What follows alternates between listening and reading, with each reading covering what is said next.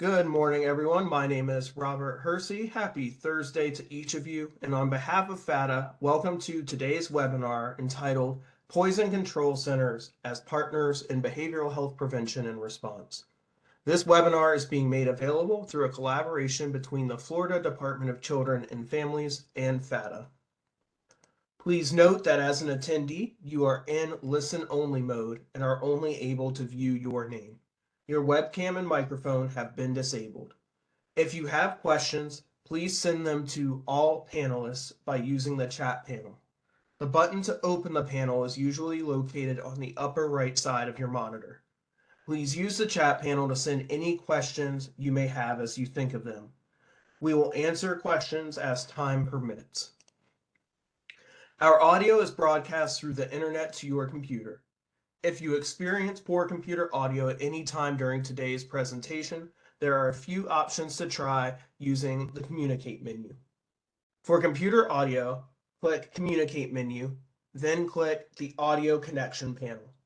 Click Disconnect, click the Communicate menu and Audio Connection again, then click Call in using the computer and follow the instructions.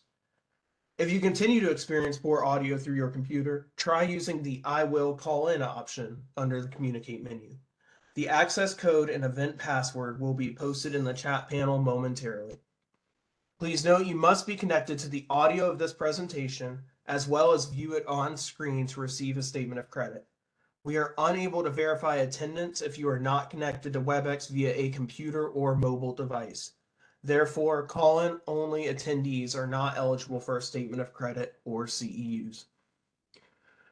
The recording and materials used in today's presentation will be available on the FATA website within 30 business days. To access the recording and PowerPoint, visit www.fata.org, navigate to the Resource Center, and click on Training Library as shown on the screen. FATA produces many webinars and workshops through the support of the Florida Department of Children and Families. To help participants track credits earned through attendance, we host an online community that provides a personalized digital journal where participants can maintain statements of credit for webinars and workshops taken through FATA. A statement of credit and CEUs for up to 1 continuing education credit are available for participating in today's webinar. CEUs are available for persons licensed through the Board of Nursing, the Board of Clinical Social Work, Marriage and Family Therapy, Mental Health Counseling, and for persons credentialed through the Florida Certification Board. Completing the evaluation is necessary to receive CE credits or to access your statement of credit. Please note that the evaluation will close at the end of the day on Tuesday, March 25th, 2025. At the end of today's webinar, you will have 3 opportunities to complete the evaluation: a link posted in the chat, a follow-up email from WebEx, and an automatic web browser pop-up when I end the webinar. To complete the evaluation, you will first need to register or sign into your account.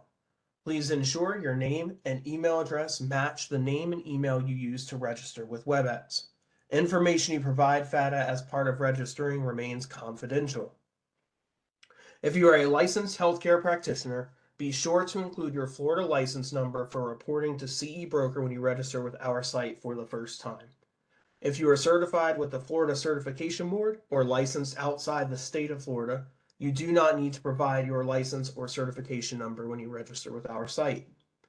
If you need assistance with account registration, login information, or accessing the evaluation, fill out a contact form on our website or email training@floridabha.org before March 25th, 2025.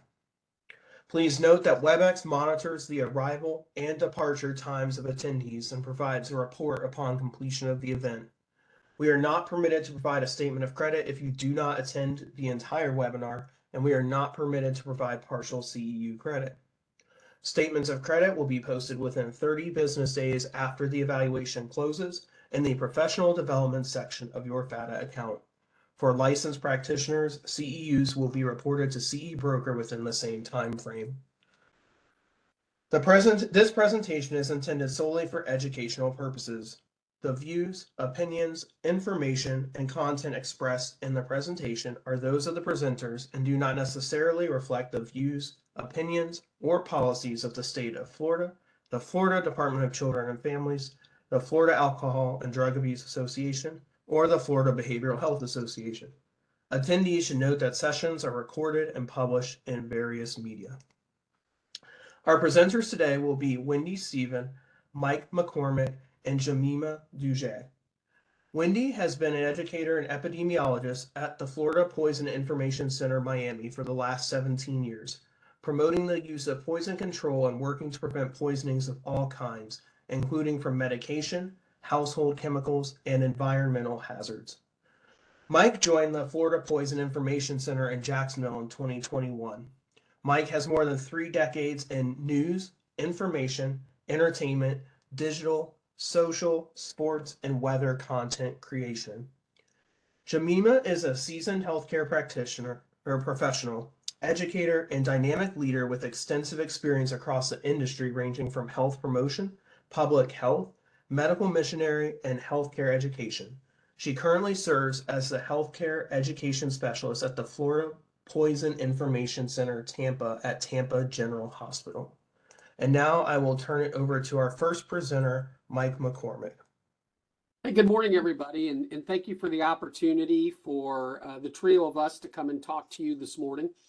We have allowed copious time at the end of the presentation for questions, so please jot them down because we are ready to do it.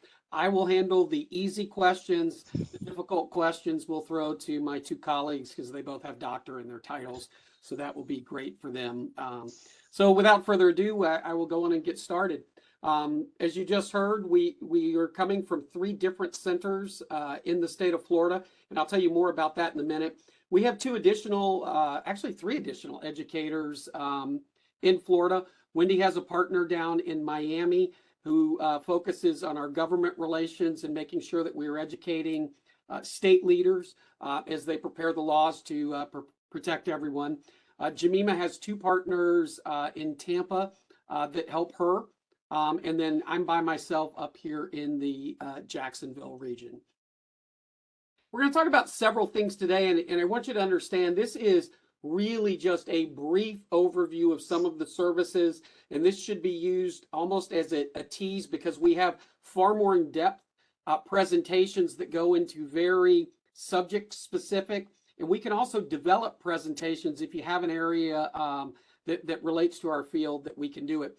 But so our goals for today as we sit down and start are to look at trends in poisoning that we're seeing across the state of Florida. And I'll explain a little bit about how we track data so that we can keep up with these trends that are going on in real time. And we want to look at the populations specifically that are at risk for different types of poisonings. We're also going to talk to some of the behavioral health, the things people are doing that lead to a risk of poisoning or behaviors that could lead to the risk of poisonings of other people. We want to talk about prevention strategies. That's a big part of what the educators do on a regular basis, and we do this in many different platforms. Accidental poisonings is by far the largest category, and they break down into a lot of different subjects. As a matter of fact, we track more than 500,000 toxins currently, and that number gets added to daily. But we're also going to spend a little time talking about self-harm, which is an area that we've seen some growth, especially in some very specific demographics.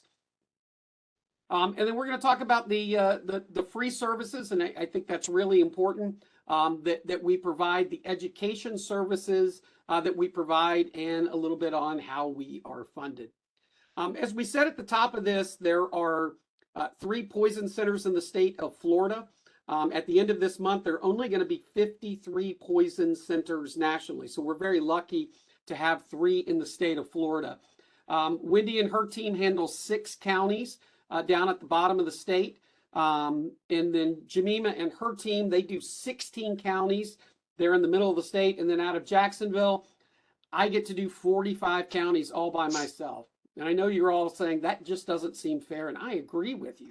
And apparently they thought I was lazy. So we also out of the Jacksonville Center have a contract with the federal government to do the U.S. Virgin Islands. So we do education and answer all the calls for the U.S. Virgin Islands. I will let you know, one of the tough things in that contract is it does require a yearly education trip to the Virgin Islands, but I am a team player, and so I do step up and take that assignment annually. So how does a poison center really work? I think, hopefully you're familiar with us and our poison helpline, 1-800-222-1222. And by the way, of all the things we're going to say in today's call, I think that's the most important. The poison helpline, 1-800-222-1222. Wendy, I don't know if you could just pop that in the chat so we make sure everybody does have that. And here's the thing, when you call our helpline, and again, the majority of the staff we have is really associated working with this helpline, you're talking to a medical professional. This is not like calling 911. You're in a telehealth visit when you call us. You're talking to a doctor, a nurse, a pharmacist, or a physician assistant. After all the training that they have to go through, all the schooling they go through to get their medical degrees, we then put them through an additional 1,200 hours of training, and they have to pass a national certification exam to become a certified specialist in poison information. So you are talking to the best of the best. And by the way, this service is not offered just to the public in Florida. It's offered to everybody. Hospitals, first responders. About 25% of our calls actually come from the medical community. And if you think about this, a doctor in an emergency room may only see a certain type of poisoning once in their career. Our specialists deal with this every day. At their fingertips, we have a database that goes through that has the therapies, the antidotes, the treatments.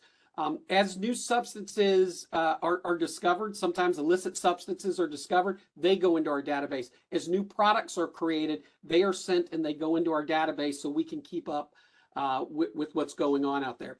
And by the way, we offer this service 24 hours a day, 7 days a week, 365 days a year. We're here Christmas, the 4th of July, Labor Day. And we do this in more than 200 different languages. So we try to make ourselves as accessible to as many people as possible. 85% of our funding comes from the state of Florida through the Florida Department of Health. We get about 14% from the federal government so that we can offer our services completely free. And this sometimes is confusing because sometimes people call pet poison control, and I want to make a real distinction here. That's a separate service. There's actually 2 pet poison controls, and they charge anywhere from $79 to $99 for a call. Anytime you call us on the human poison control, it is a completely free call. Also, it is completely confidential. And this is very, very important that we stress this, especially when it comes into some things like illicit substances, or sometimes parents with small children are worried that we're going to send police, Department of Children and Families to come take their children from them. We can't do that. You are completely HIPAA protected when you call us. The only thing we can do is work to make sure that you get the treatment that you need. 2 quick other points on this slide.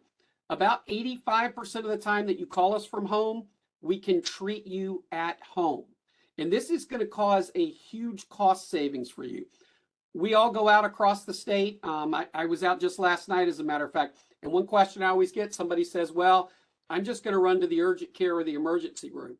Well, you walk through the door of either of those places and you're going to start with a copay and the charges go up from there. So again, about 85% of the time we can treat you at home. And I'll indulge you with a quick anecdote. I was in Marion County in about a year ago, and I was doing my presentation, and a part of it, we were going over specific cases, and I was talking about glow sticks, which, very, very popular. A lot of children carry them now, especially at like Halloween, and then sometimes New Year's Eve or the 4th of July. The problem with those glow sticks is the little plastic things, especially young kids like 5 and under, will put them in their mouth and bite on them. They break them, and then the chemical that causes a glow stick to light up runs down their throats. We get a lot of those calls around Halloween. And at the end of my presentation, this woman came up and she was really angry with me. And I said, why are you angry? And she said, I needed this information a couple weeks ago.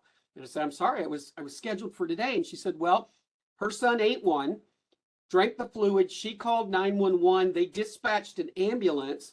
When the ambulance got there, they called us.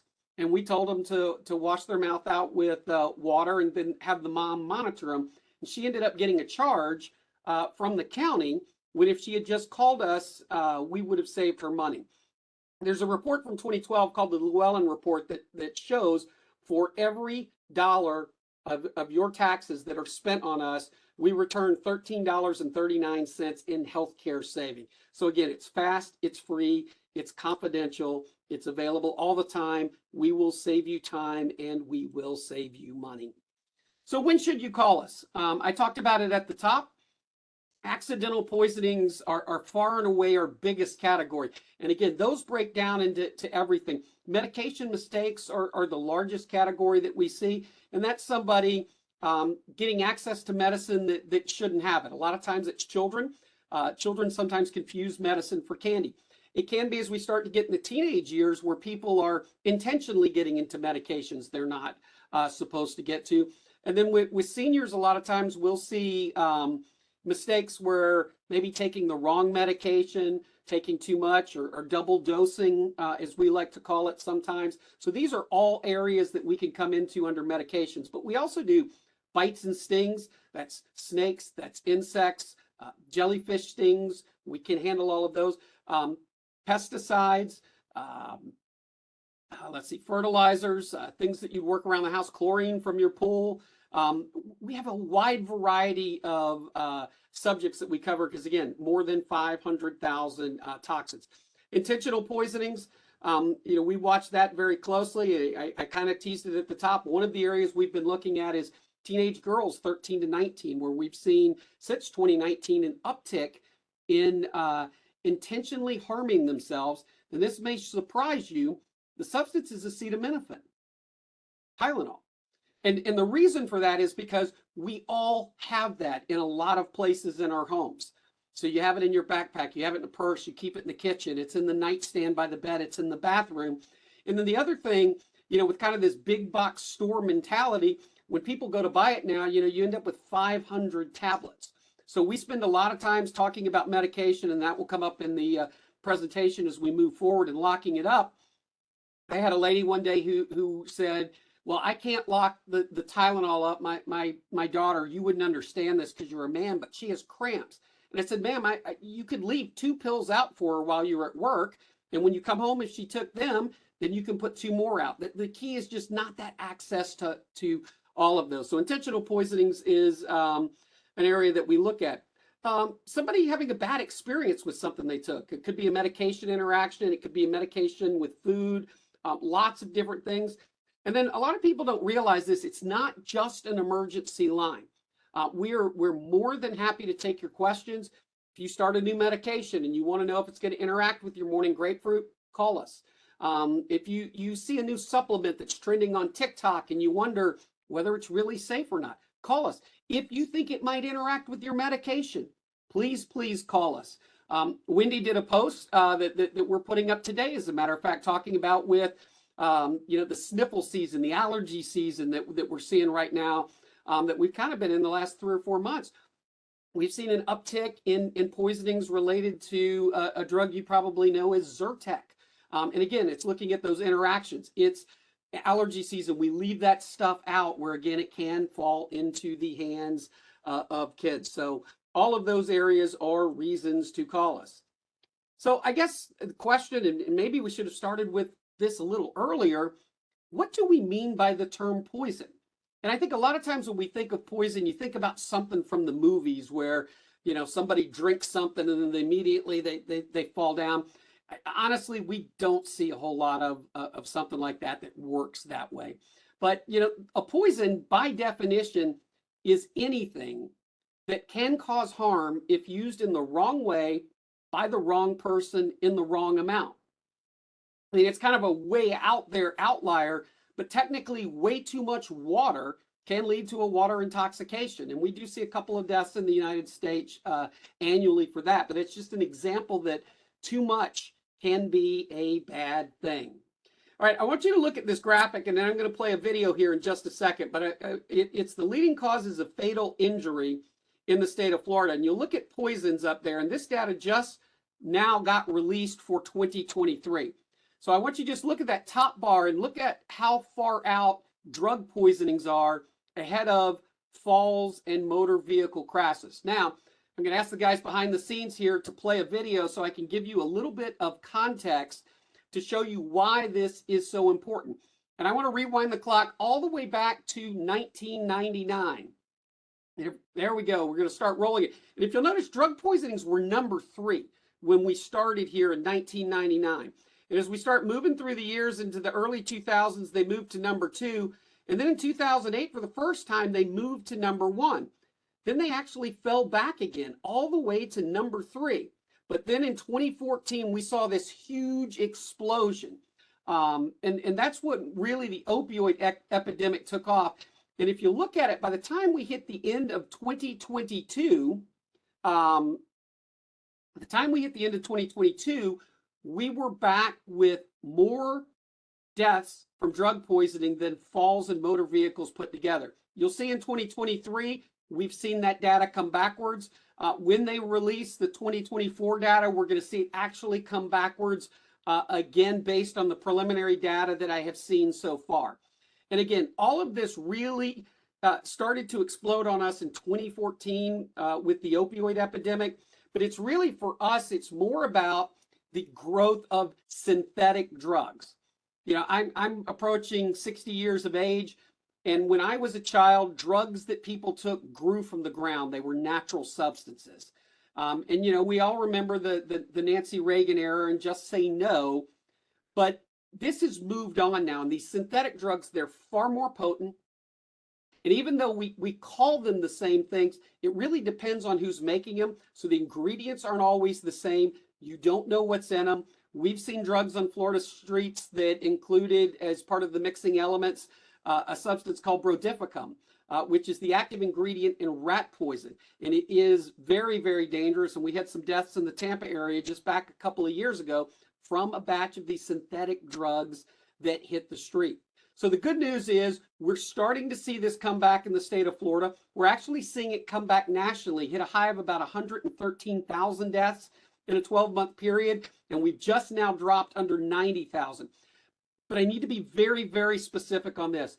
As the deaths are starting to come back right now, as we've seen some additional funds come out from the opioid settlement funds, it seems like maybe some of the appetite for talking about this is starting to go away. The news media is losing interest with it.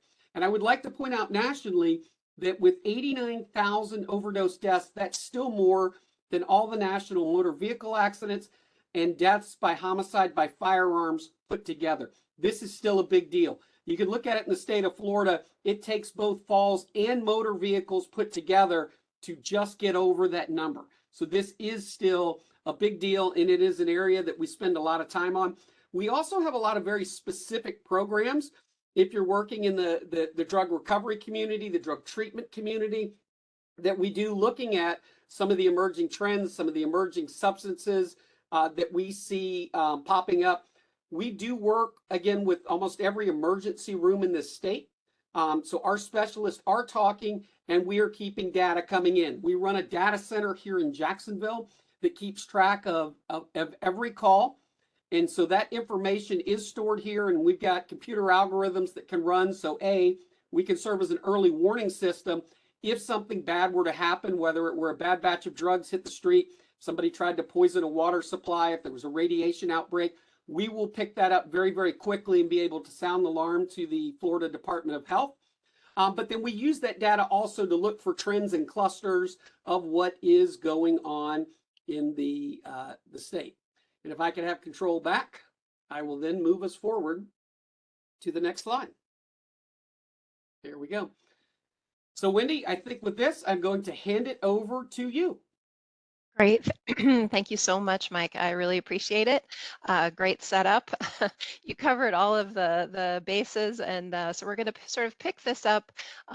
Again, talking a little bit about the data, and I think this population that I'm speaking to today, we'll have a better understanding of sort of this distinction that we're going to make here. I'm going to just go back actually really briefly to that 2023 data slide, because when we talk about poisoning very frequently, and I'm sure the other educators can agree with this, when we talk about poisoning, people do get confused about what do you mean by poisons? And I mean, how can so many people be dying from poisoning? And what I like about this chart from Florida Health Charts, which is available to everyone, and I hope if you're not familiar with this data source that you will check it out at some point. You see the website down there at the bottom.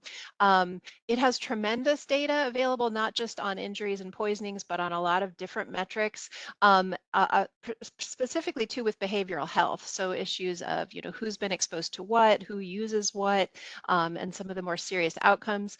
But I love this chart from Florida Health Charts because it actually breaks poisoning into those two pieces, right? So what Mike was talking about here at the top with the drug poisoning, the blue bar, that accounts for more than 90% of people who die from poisoning in general.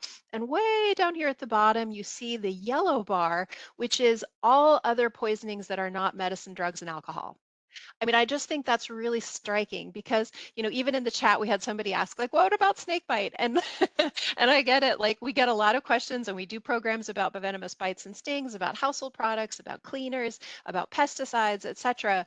But the data there is no comparison to what is the most dangerous poison in terms of fatalities.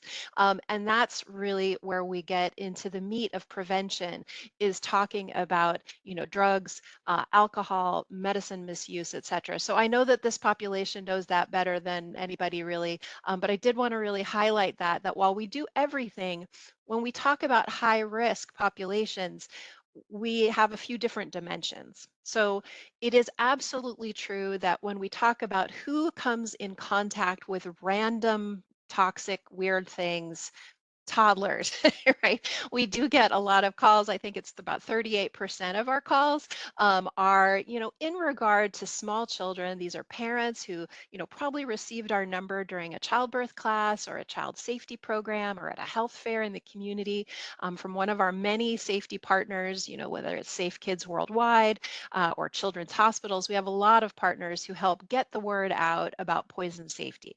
So absolutely, those small children in your lives, they are putting everything and anything in their mouth, and we are there for that. Right? We're happy to help. And so certainly kids are putting strange things in their mouth. Teens, right? Teens are also doing some kind of things that might seem random to us, but maybe generated from a challenge online or something they saw somebody do on TikTok or something that a friend offered them, to either help with studying or who knows, or to have fun or to, see things or whatever. So we also get teens consuming some kind of random weird stuff. I would also include people who have autism or different health conditions might also be more likely to come in contact with non-food and unusual items, right? So when we talk to the parents of children with autism, they are just poison prevention, grand masters. They are amazing because their children tend to, have exploratory oral behaviors that put them at risk. They're dropping down and drinking from a puddle, right? And doing some things that are surprising, chewing on a pine cone, putting things in the mouth, not just through those first few years, but maybe quite a bit longer into the 10 to 12 age, range. And so these three groups, I would say, we really want to get the information out to families so that we're there to answer those questions when these odd things happen. But realistically, the risks to those three groups of fatal poisonings are relatively low. So because it's so random, right? For the toddler, it might be a handful of houseplant or some kitty litter or the lip balm, right? All three of those substances are things that we can just simply reassure the family, and they go on with their day. Like Mike was saying, no need to race off to an ED for the vast majority of weird things that these groups get into.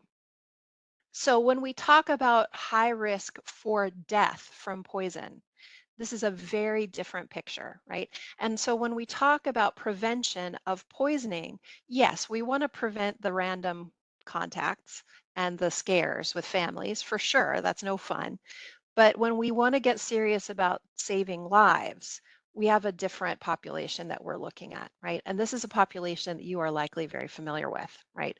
So these are folks who are active users of illicit drugs, with opioids being absolutely the highest risk category, right? One of the other trainings that we regularly provide is opioid overdose recognition and response, right? We work with a lot of our partners now, particularly that naloxone is available at the community level over the counter.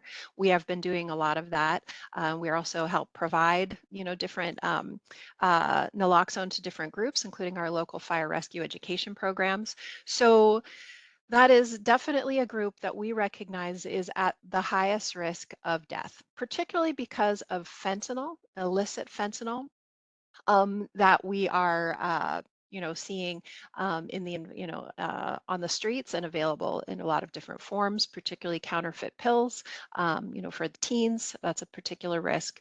But for people who are regularly using, even with very high tolerance, fentanyl and fentanyl analogs are the things that are most commonly associated with poison deaths.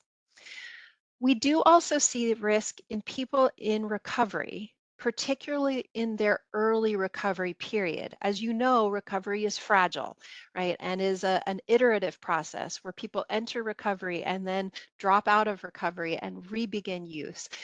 As they do this, I'm sure you have familiarity with this, but we also understand that people's tolerance reduced, right? As they cease use or taper down use, their tolerance decreases, and then they re-enter drug use, and they may then their normal sources are disrupted, so any sort of safety practices that they were using may no longer be helpful to them, and we see overdose at that period.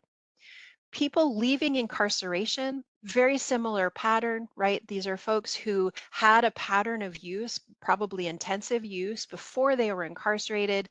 Now they have their tolerance has basically completely disappeared, but they leave incarceration and in many cases might go back to a use pattern before they were incarcerated, right? So we know that in the 2 weeks after people leave incarceration, their risk of overdose is 30 times higher than previous. So it is just an incredibly dangerous period. So we recognize this. In general, people who use many drugs, right, are going to be at higher risk than people who, you know, just use occasionally a single drug, right? Some of that is a little changed now because we used to see relatively low risk in people who used like only cocaine, for instance, sort of, in a binge pattern that didn't used to be a fatal use pattern typically. But now with the presence of, fentanyl, we actually are seeing those binge users at risk, and we're seeing more deaths from cocaine. But in general, people who mix a lot of drugs, and I would include people who are taking a lot of pharmaceuticals in this category, just because of the risk of mistake, drug interaction, side effects, etc., and maybe mixing with alcohol. This is a group with a lot of risks. Okay. And then anyone with a history of an overdose who has been seen in an ED or has been revived with Narcan, etc., we just have statistics that show that group is at particularly high risk. And that's one of the reasons now that we see most emergency departments, if not all, do provide naloxone upon discharge. And that is part of that strategy to get naloxone to our highest risk population. It's great to have it out there for everyone. Like, I love that concept that anyone could be a bystander and assist with an overdose. But I think we have to recognize that the risk is not the same for everyone, right? So I think when we talk about risk, we have some different terminology that we use, but I think this shows why we are really trying to expand our prevention outreach about poison prevention away from our child safety sort of roots or our child safety history into other populations, because really this is a problem for everyone, right? Anyone can be poisoned. Everyone eats food, right? We haven't even talked about foodborne illness or food poisoning. Everyone breathes air, right? There are gas poisonings that we see. Everyone cleans the house, right? We're using cleaners and chemicals. Everyone goes outside, so that's where we get into the bites and stings that someone mentioned in the chat. And so really, poison prevention is for everyone. And I wanted to mention this week that this is National Poison Prevention Week. So if you're looking for a calendar observation to celebrate or to acknowledge at your facility or in your community, the third full calendar week of March has been National Poison Prevention Week since it was implemented by President Kennedy long, long ago. And that was kind of where poison control centers got started. And so we have a campaign out right now as part of the national effort on our social media pages, which we would love for you to share. And it's not, again, only for children. We have elements of this campaign that are specific to teens, to adults, to children, and to healthcare providers. So really there's something for everyone, and we'll come back to that at the end. So this is just looking at some Florida data, again, going back to the idea of who is at risk, right? So you see that the drugs are definitely the issue, but again, who is at risk of dying? And just to really drive home this issue that we do see deaths in children and teens, but that is not the bulk of the fatalities, right? Whenever we go into the community, and I'm sure the other educators can agree, whenever you say who dies from poisoning, I mean, everyone is laser focused on toddlers. And because of that laser focus, right, I think we can say that very few toddlers die from poisoning, right? That people have a sense of toddlers being at risk. People know about resources like ours and prevention strategies that have been around for a long time. Maybe like using a cabinet lock or a child resistant packaging, right? These are things that have been tremendously effective over time. But that leaves this huge reservoir of fatalities in our community, and it tends to be the parents, and I would say even grandparents, right, in our communities. And if you look at our peak death here, it's right in our 35, late 30s now, which probably aligns with your experiences in terms of who you're treating for, whether it's substance use disorders, opioid use disorders. This probably aligns with that. And so we know that addiction is a progressive disease. And so even if use begins in the teens, deaths typically do not occur immediately. Fentanyl is the exception for that. We are seeing an increase in our teen deaths, but the bulk of the deaths do tend to happen when people are now in midlife. And so this is why we're really expanding our work and our prevention work with adults. Okay. All right.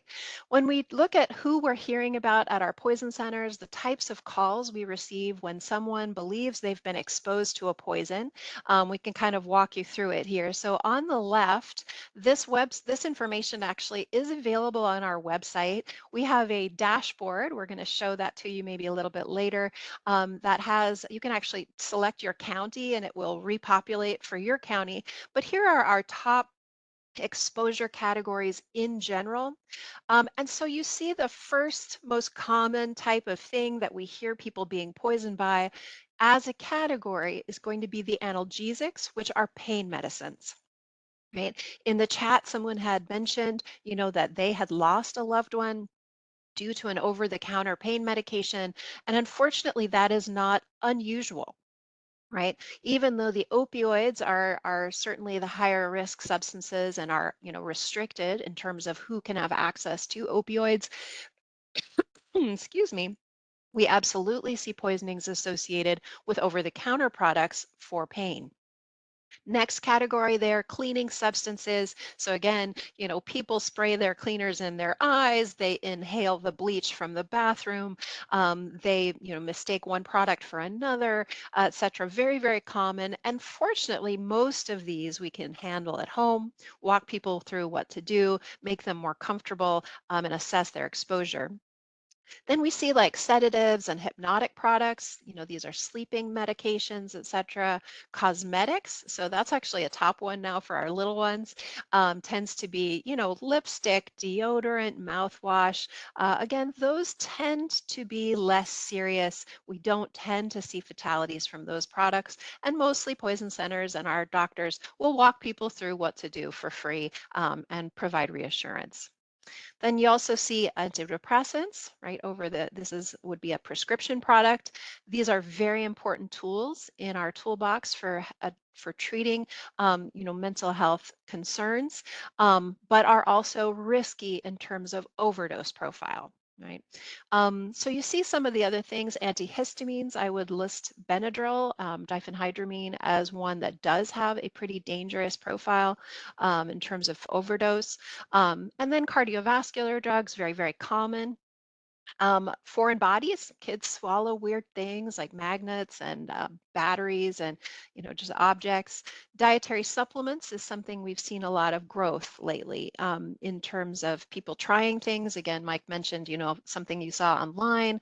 We're seeing those trends come really rapidly and people are going out and seeking out supplements and not really understanding that supplements aren't really tightly regulated for even safety, but certainly not efficacy. And so we do see some people surprised or experiencing symptoms from taking some supplements that they took for their health.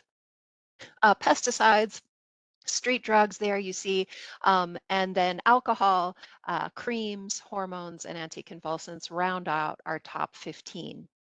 But on the right, you see sort of the types of things we hear when we get calls from our adults between 20 to 70.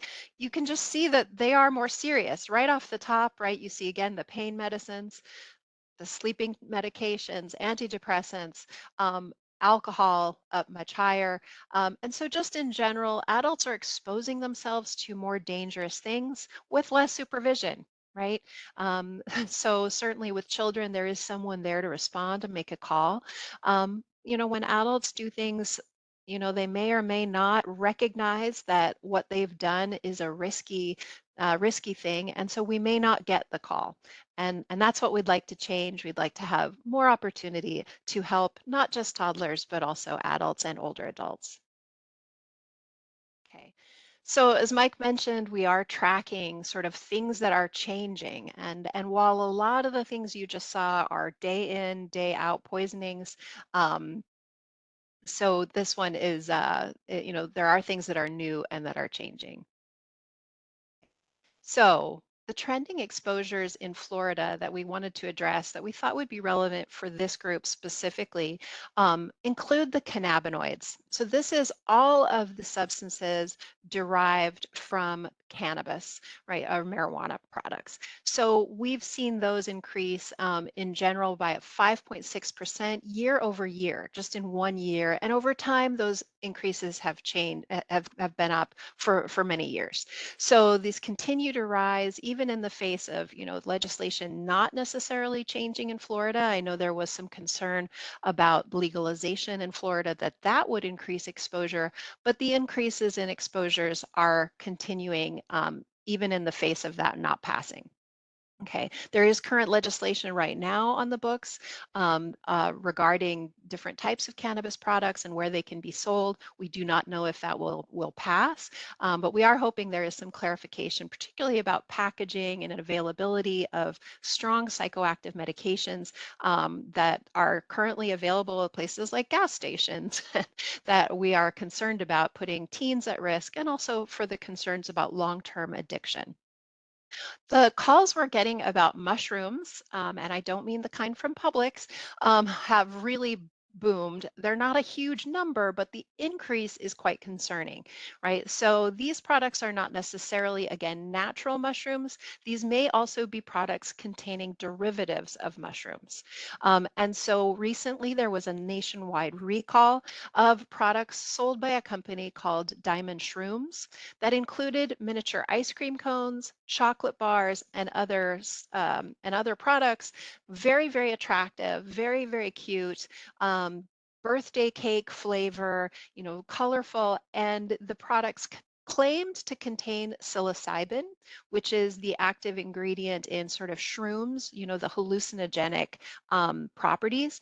But in fact, when there was testing and investigation, they found other types of mushroom toxins, including those derived from mushrooms in the Amanita family. We still haven't quite gotten to the bottom of what was in those products, but there were people who were very, very sick after consuming them, and a recall was issued. But we are seeing, you know, mushroom-based chocolate bars still popping up in our calls. And so we did want to let people know that if there are exposures of this nature, that they can call us, because one of the concerns we see is that these mushrooms that may be in these products may lead to, you know, different types of organ damage, in addition to any psychoactive effects that could occur. Right, edibles in general, when we talk about edible related cannabis products, that is a big growth area with 15% increase year over year. Edibles are the products we are most scared about in terms of child exposures because of the high concentration of THC delta 9, which is the traditional substance in marijuana.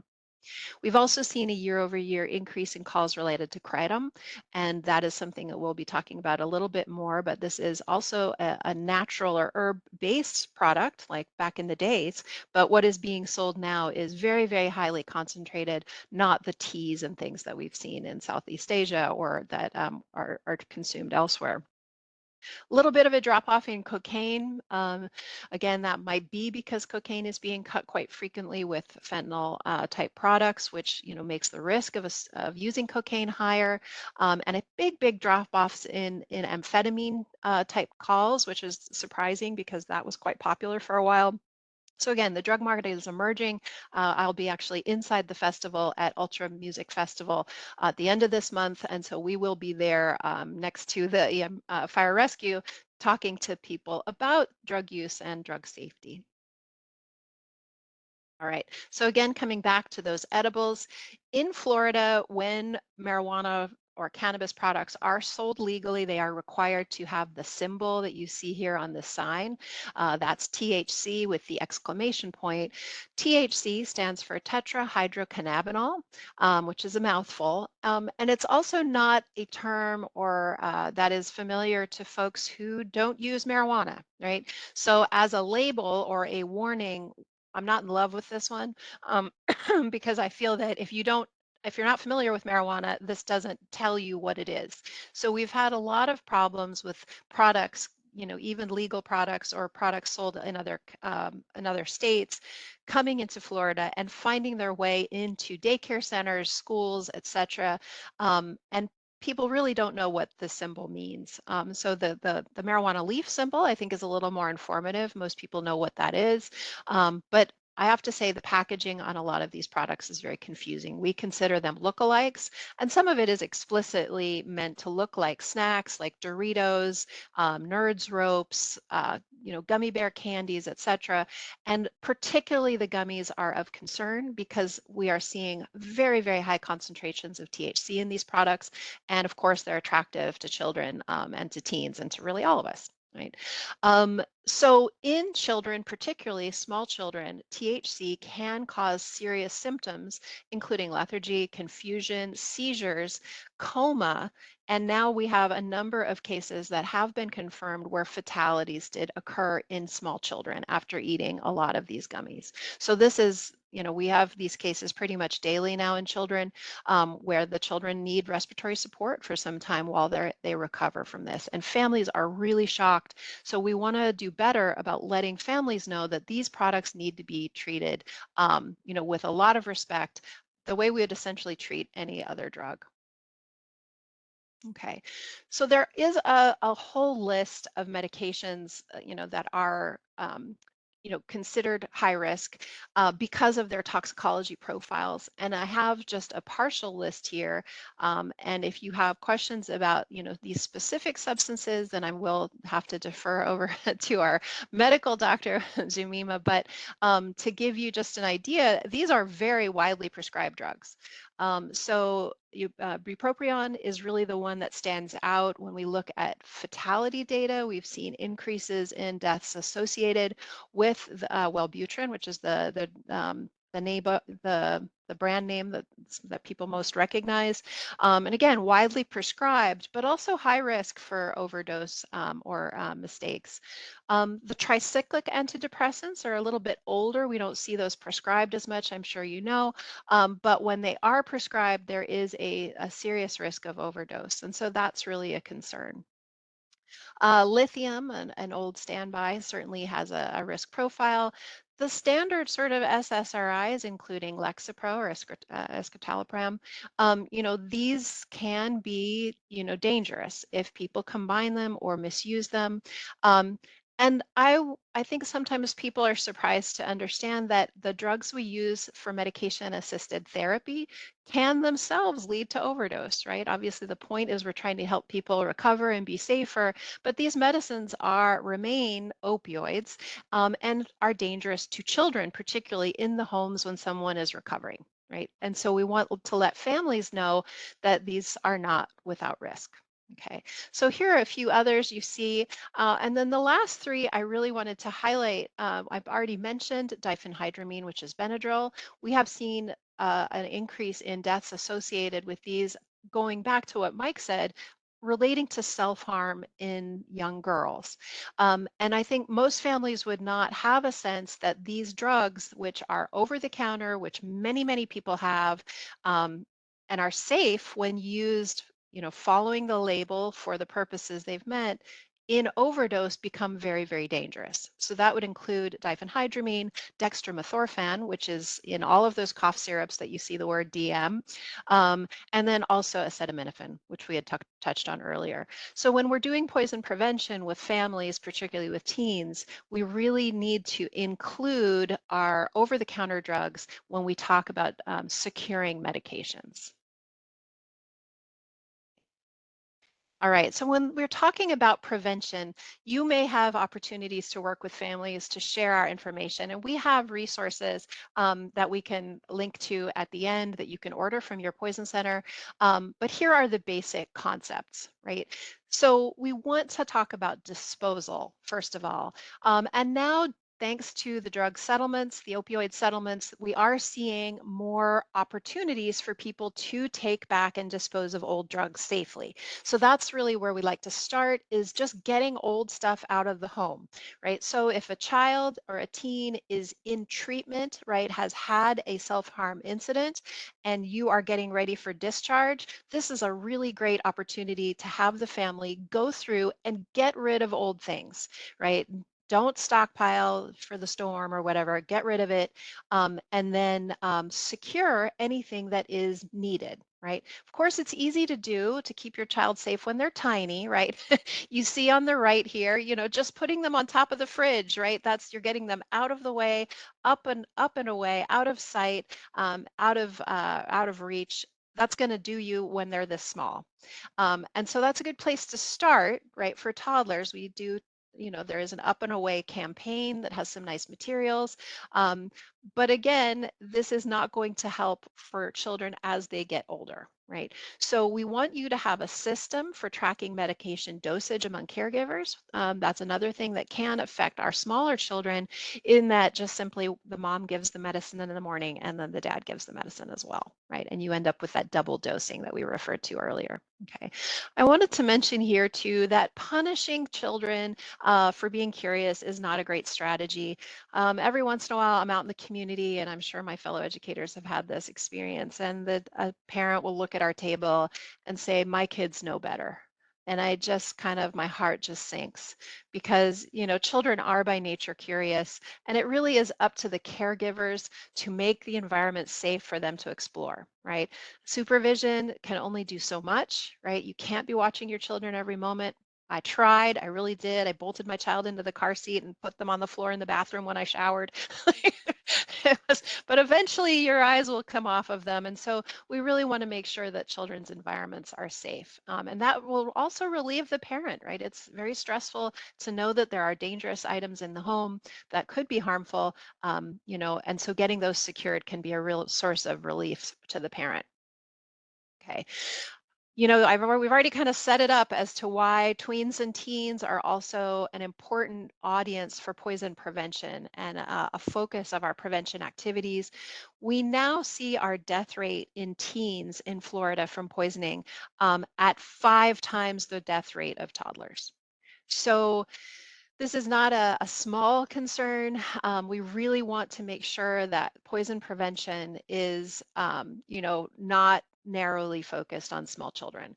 Kids in this age, even, you know, the tweens have a lot of independence and access, right? So, you know, children can go to the store, right? We see middle schoolers going across to their Walgreens and buying, you know, like loads and loads of Coricidin cough and cold. They call this skittling.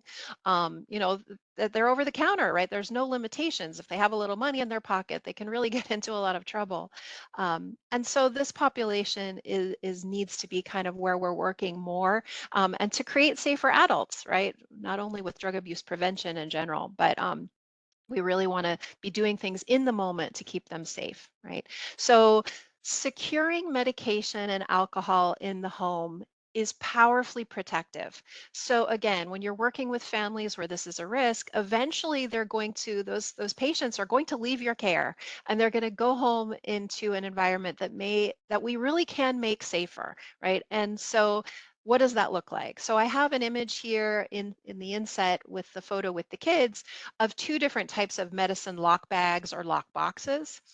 And these are great for our younger kids, I would say, but as we get to teens or there's any history of mental illness, depression, anxiety disorders, or substance use disorder, I would say go straight to a metal-sided safe, right? The same way you would lock anything up. Very, very important. You know, just have it bolted to the floor, have it metal sided, because these sort of intermediate medication locking systems, you know, they can be defeated by someone who is incredibly determined. And there is no one more determined than a teenager or someone who is experiencing withdrawal, right? So we really want to make sure that medications that are needed in the home are fully secured the same way you would maybe secure a weapon in your home, right? And so this is, again, a big source of relief for parents. Diane is asking, is there a better lockbox you recommend? It's the one that works for your family. You know, depending on how much medicine is in your home, we use a metal-sided lockbox that sits in a drawer in my kitchen so I can turn it out. It's combination lock. I can change the combination, you know, if I've accidentally let it slip. And or I can share it with, you know, a sibling, etc., somebody who I do trust to access that medication box. But again, all families are different, but I would say metal-sided and something that is convenient and that you will use. That's really the main thing. So self-harm, again, in this group is going to be the number one. We are seeing child suicide increase. And for the first time now, we see suicide in children by poisoning showing up in one of our top 10 causes of injury death in the United States now, which is, it's never been before. So this is something we need to open our eyes to and address with families. Okay, so can we improve the safety of adults and older adults? Yes. So disclose to providers if there's a concern about self-harm or substance use, right? The disposal, the securing of medication, this is all the same things we would recommend for adults who are vulnerable. Securing those medications, again, if you're talking about an adult, it really does need to be a safe, maybe bolted to the floor and metal-sided.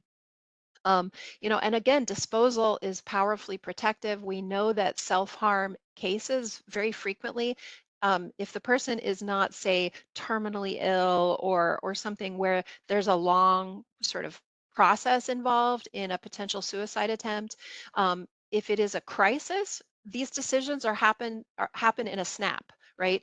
You know, they talk about minutes to an hour between the decision to harm oneself and the action, right? So getting things out of the home that are at hand can really protect your loved ones, family members, et cetera, who are affected. Okay. And then just in terms of medicine safety, we talk about having a plan, setting out daily or weekly medications, limiting access, and your pharmacy may be able to help in terms of doing things like blister packing, et cetera, that have also been shown to reduce self-harm, just because it is inconvenient and difficult to pop out all of those pills. Believe it or not, that is helpful.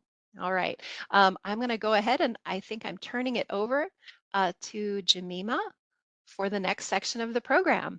Take it away. Thank you so much, Wendy. You covered a lot of the material, and Mike kind of set the tone for us. So now we're going to continue to really explain to you how do we help in reducing harm. So the Poison Center, we provide a wealth of expertise in terms of availability 24/7, where they can reach our clinicians, whether they are poison specialists or medical or clinical toxicologists. So what we do for the public and healthcare providers is that we really help answer questions, even if they don't have someone exposed to a poison, so they can call and get information. But we also provide individualized, really care in terms of coming up with a treatment plan, next step in management for patients, whether they're dealing with an acute overdose or they just want to know what the patient took, even when the substance is unknown. So we can guide that conversation, identifying the signs and symptoms, let them know what labs to order, and definitely what treatment to do. And in some cases, if we do need to give some antidotes or specific therapy, we will do that.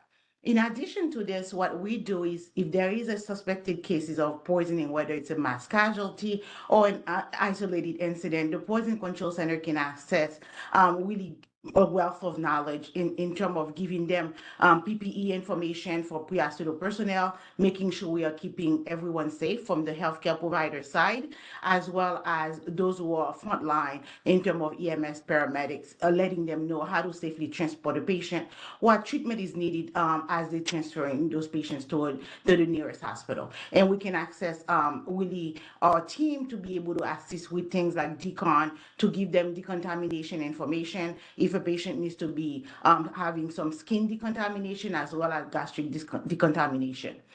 We help with drug identification and pill identification. Let's say law enforcement finds someone with some pills, they don't know what they are. They can quickly call the poison helpline and have access to us, and we can help identify that. And we really help people from administering Narcan. Let's say someone is nervous, they're trying to help their friend who overdosed on the substance. They think it's an opioid, they're about to give them naloxone. They may not be confident to know how to do it. So calling our specialist, we can kind of guide that conversation, let them know this is what you do, where you turn the patient, how do you give them one dose, you wait for some response, and then you might need to be able to give them additional dose. So we are very big on letting people know don't give too much Narcan too soon. So it's small and we can always give more, and definitely call 911 so that way we have someone coming on scene to be able to help transport that person and give them the help that they need. So if you find yourself in a situation where you administering Narcan, giving the poison helpline number as a resource is a great practice for them to know that 24/7 they can really reach a clinician who will be able to help them administer Narcan if needed.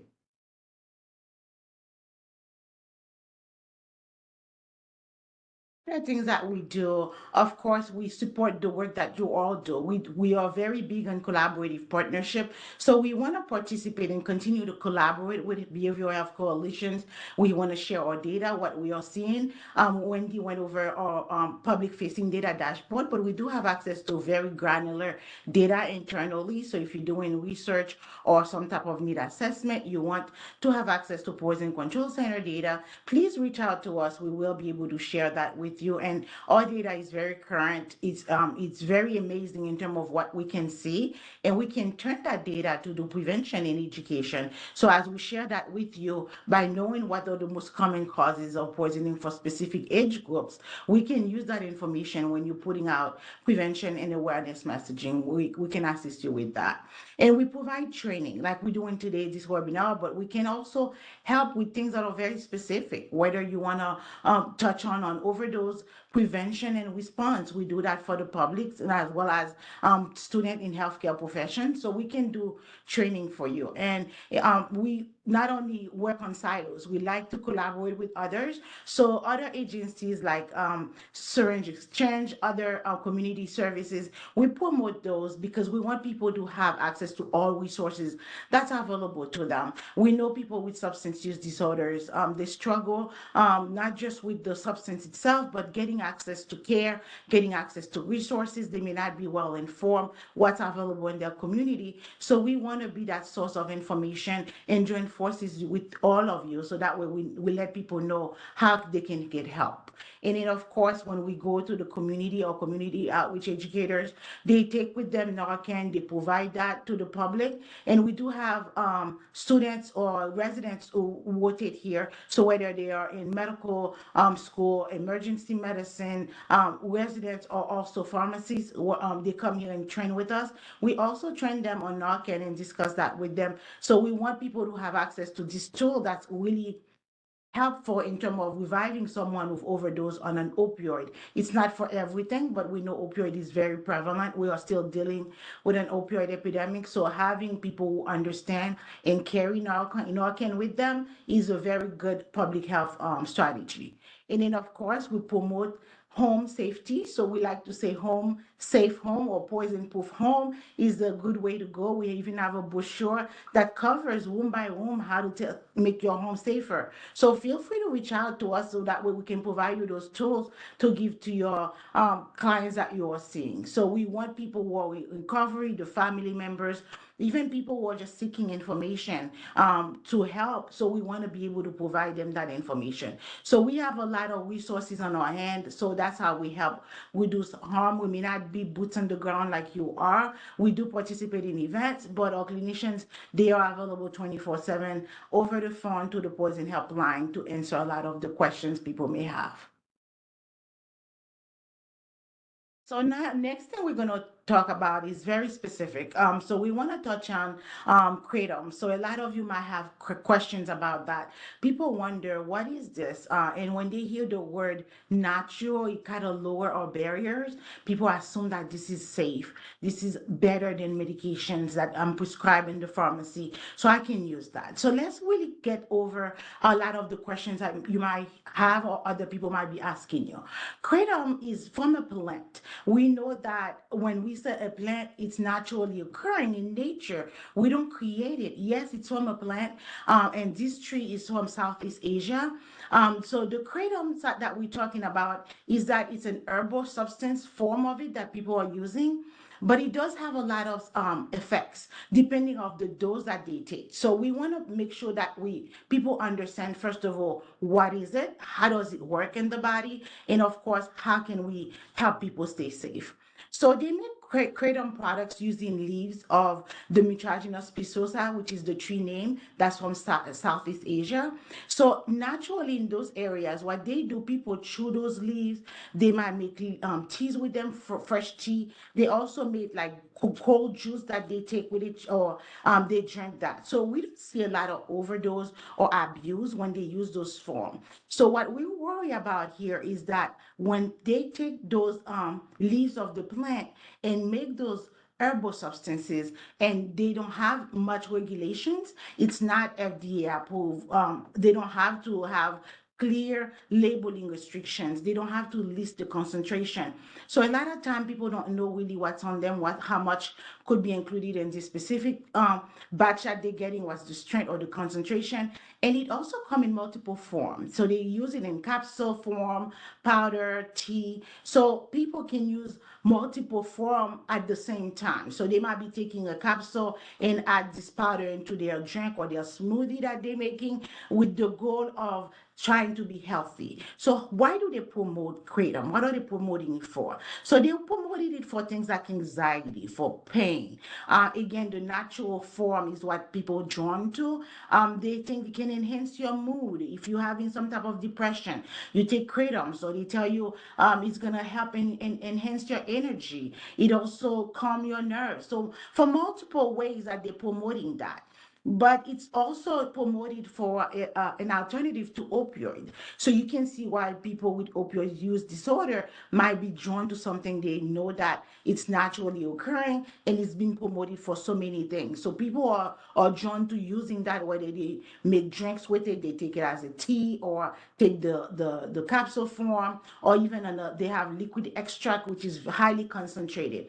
But the problem is because it's not regulated, so one form might have a certain amount, the next form might have a stronger amount. We know for sure the extract is highly concentrated.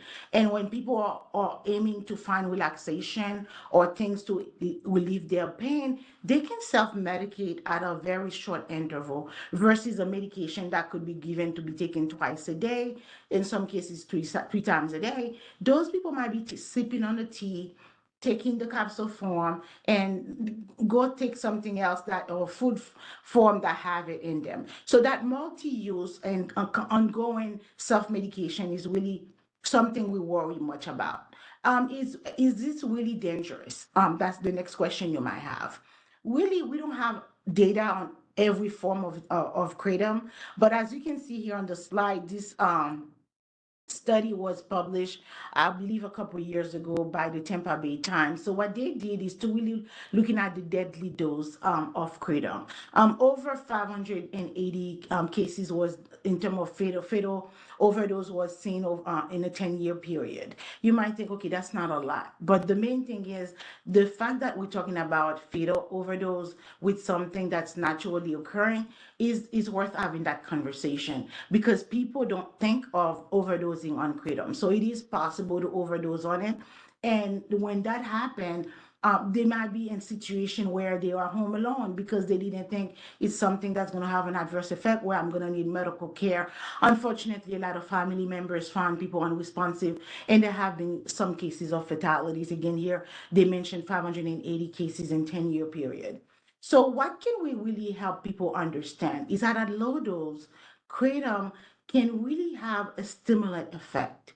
So they're gonna have what they consider that euphoric effect. That's what substance use individuals might be used to. So they're looking for that, and it might give them some really immediate symptoms in terms of increasing their focus, increasing their energy and stamina.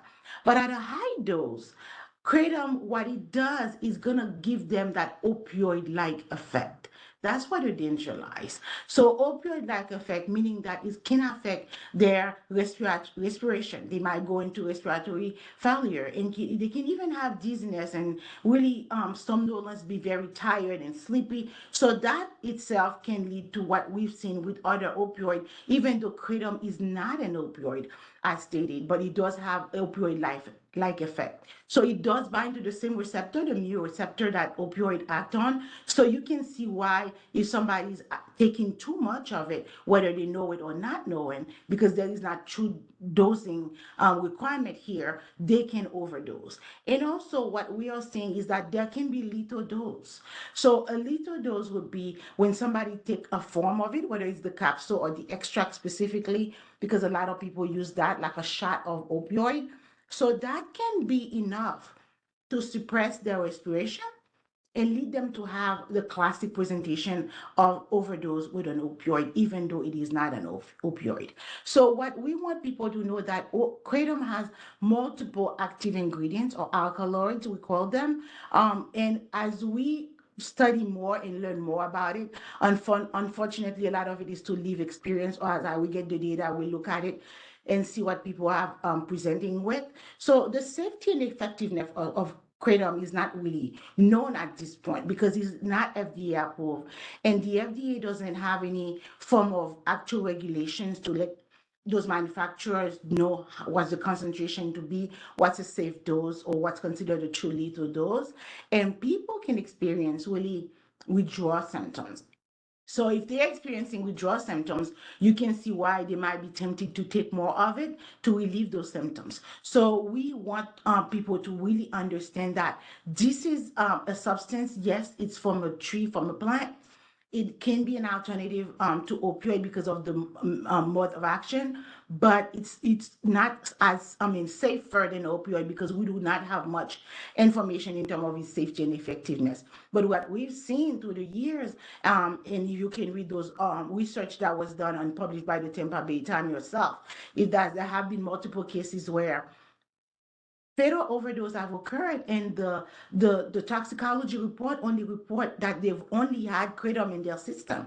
Yes, there have been cases where there is multi substances, but the fact that if somebody can fatally overdose on something and they test it's only kratom, we really have a lot of red flags here where we need to know more. We need to have more regulations, maybe some labeling instructions, and more awareness and education needs to happen to that at that level for people to know that this is not a safer alternative to it.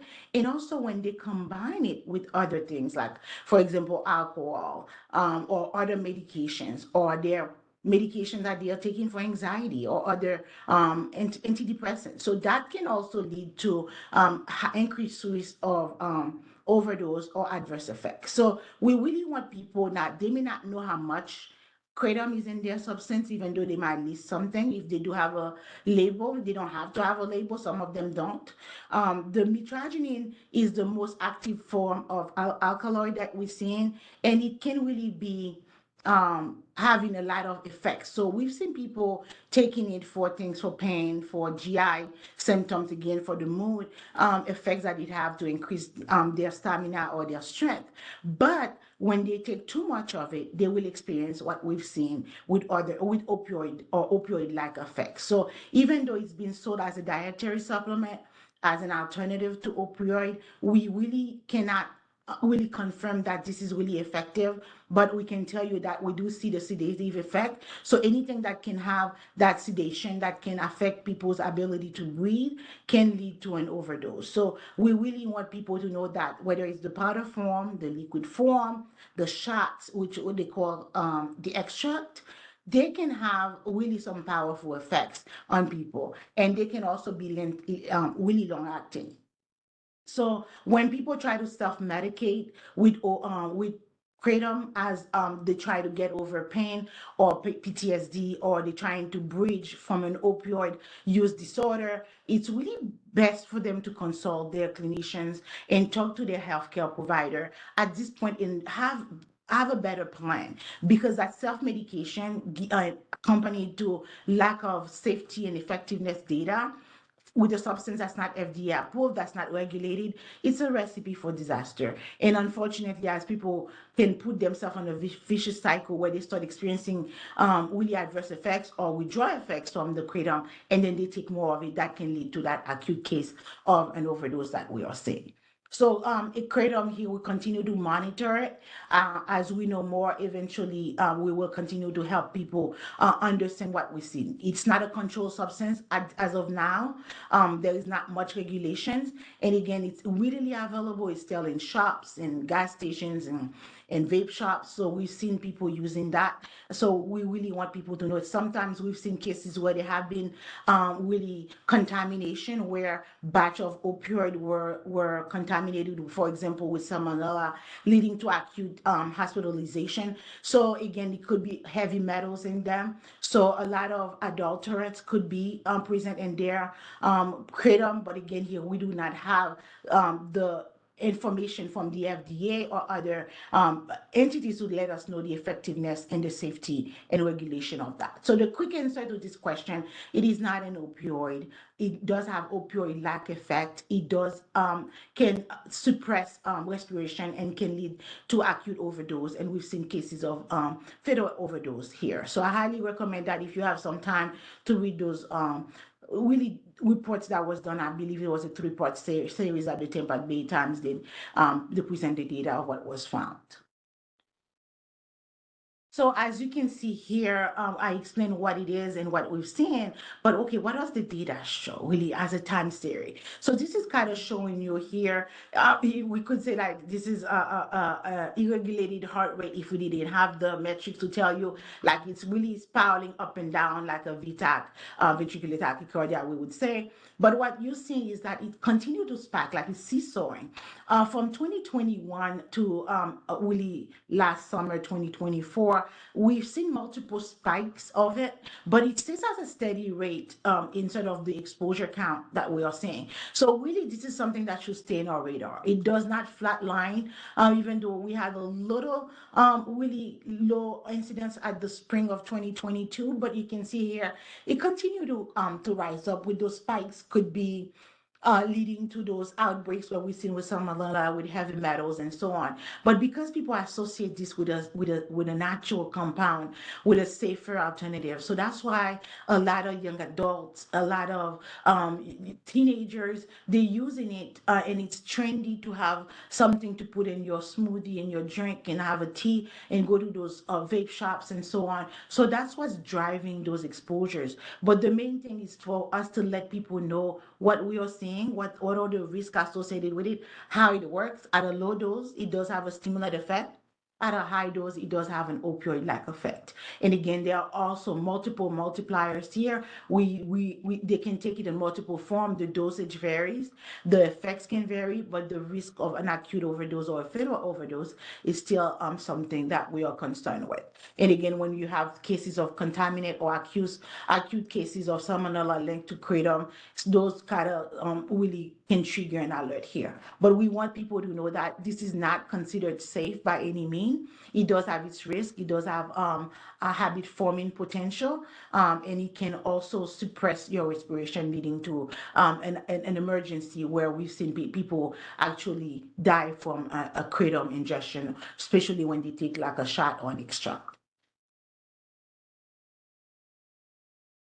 So the next thing for us here, it's still cold and flu season. A lot of people might be trying to take something for cough. A lot of us, we're dealing with some upper respiratory symptoms, but also a lot of young adults, a lot of children, a lot of people are taking antidepressants. So prescribed by a doctor. But now when it's time to take something for cough, they're looking for antitussives. They might struggle, parents might struggle to know, okay, can I safely give my child this? What's the risk? What can I do? What can I not give them? Should I call my doctor? Can I call the poison helpline? Those are great way to process before we take anything really over the counter prescription. It's always best to ask the question before that adverse effect occur or that exposure occur. So we encourage our families to start having that conversation. Read the labels, look at active ingredients, know what's in your medication, especially when you buy something over the counter, and to really know that the poison helpline is there to answer those questions 24/7, or specialists can assist you in answering those questions. So we're going to discuss a little bit dextromethorphan, which is DXM, so that a lot of people might find over the counter. They may not know what it is, what's in it, and it does have the habit forming abilities, and a lot of young adults might misuse that. So it's important to know that when dealing with something like DXM, which is dextromethorphan, it's an antitussive, and it also available over the counter. So because it's readily available and it's also in multiple form, when people are taking things for cold and flu, they might also be taking something because they feel congested. They take something for fever, antipyretic. They might be having an allergic reaction or some stuff. They're taking something for allergy and antihistamine. So that itself, when you take DXM or dextromethorphan that's combined with multiple other things, whether it's Benadryl, acetaminophen, or you're drinking alcohol, that can really lead to adverse effects, or that drug-drug interaction can really be problematic here. But when people take a high dose, that's very concerning, because that's what a lot of young adults are seeking, because it does have the potential of giving them hallucinogen properties. So they might promote that, for example, on social media. So young kids might be drawn to using that to seek that euphoric effect or that hallucinogen. But a lot of people just taking it just for their cold and flu because they congested. They just want something that's going to break that mucus. But that recreational potential use is what we want to make sure that people are storing those things, not leaving them unattended, not having them in your kitchen counter, to store them. And also know that young adults have their own language. As parents, you know that sometimes they can have a full conversation with their friends, or next to you, you only catch a couple words, you don't really know the essence of it. So this is one of those cases where they have different name for it. They don't talk about dextromethorphan. They might say DXM every now and then, but they call it triple C, Skittles. They also call it Wobo. They really have different things that they use to refer to those strong medications that they are taking for that really experimental age, where they do the TikTok challenges, there and their friends are really promoting those use. So we've seen those things occur.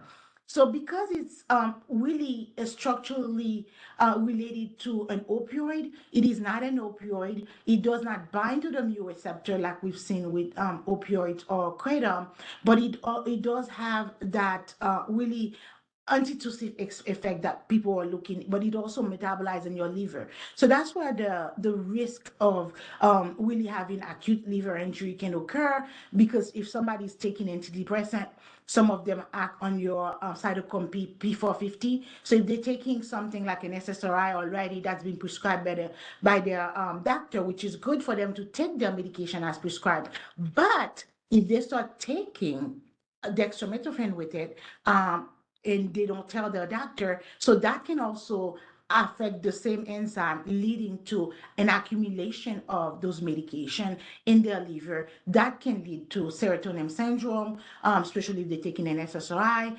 That can lead to acute liver injury. And you heard Mike say that a lot of the young girls are abusing acetaminophen. So in those cases, if they've already had that abuse going on, their parents may not know it, and now they have a cold, and you buying a DXM to give to them, that can also lead to acute liver injury. So it's important to have that good hygiene when it comes to medication of any sort, whether it's prescription or over the counter, before we take it, before we give it to our children. Talk to your healthcare provider. And even if it's after hours where your pharmacy might close, your doctor is not available, guess who's available? The Poison Helpline.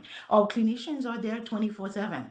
You just call 1-800-222-1222. You get connected and it's free. You can get your questions answered, and they'll tell you this is one of those cases where it's dose dependent, meaning that the more they take of it, the more of the effect they're going to have.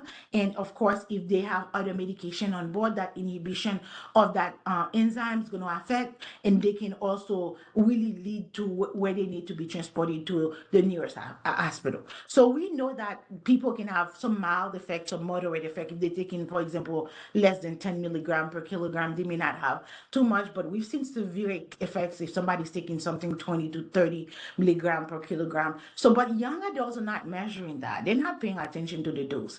So they don't know to look at those things. So that's why we have to talk about it.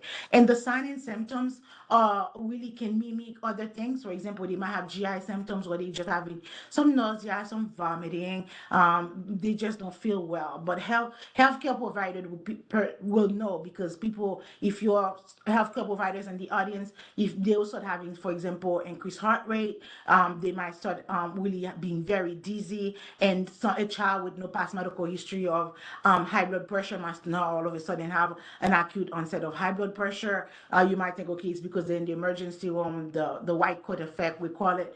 But in reality, it's DXM that's on board, the dextromethorphan, that's really increasing that really heart rate and high blood pressure that we are seeing. In some fatal cases can occur. They can go into coma. That can affect their heart rate. They can have some QT prolongations from my healthcare providers here. It can decrease their respiration. So this is not a drug that we should let young adults or children play with, even though it can be readily available. So serotonin syndrome, where they can have acute really high temperature here, and of course altered mental status, high blood pressure again here can show up. So because if they are taking an antidepressant, they are taking other medications, combining that drug interaction, it's what causing it. But we also can see withdrawal where they having the GI symptoms, the high blood pressure again here, and increased heart rate can be there. So for treatment, we will do supportive care. We can try Narcan initially to see if we can revive. We might need to do some charcoal and so on. But the poison specialist will guide that conversation, and they're gonna give you specific instructions, specific recommendations for your patient. You never have to worry, oh, what my next step in management here. Even if you don't know dextromethorphan is on board, if you don't know what the patient took, call the poison helpline. Together we'll investigate that. They are really good at doing symptomatic supportive care even before we know what the substance is. And then of course they will order some labs and other things. Just to kind of bring it home, like my colleagues have shown, to tell you previously, that you guys seen everything. Even if you're a healthcare provider, that may not be what you see on a day-to-day basis. But our poison specialists, because we are a specialty, they are very, well versed on it. They see multiple cases, and then we have our toxicologists available for a quick consult as needed. So it's important for you to understand that we never want to encourage people to self-medicate. We always want to tell them, have that conversation before you take anything, specifically if you're taking prescription medication, even if it's not an antidepressant. Any type of prescription medication can interact with over-the-counter. Even herbal things, as we've seen with kratom, can have interaction. So it's good practice as you promote medication safety. Let them know. Have a list of all their medication.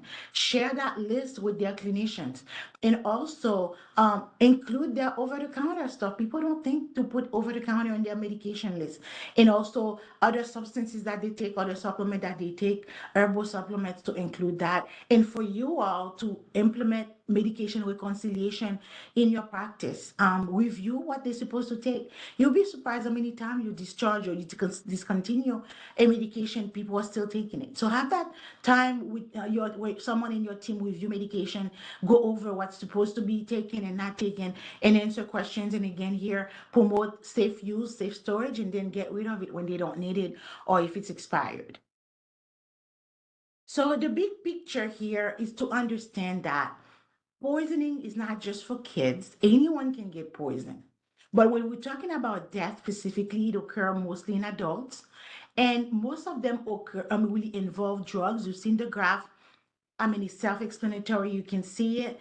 It takes really not much for us to say that this is a public health crisis.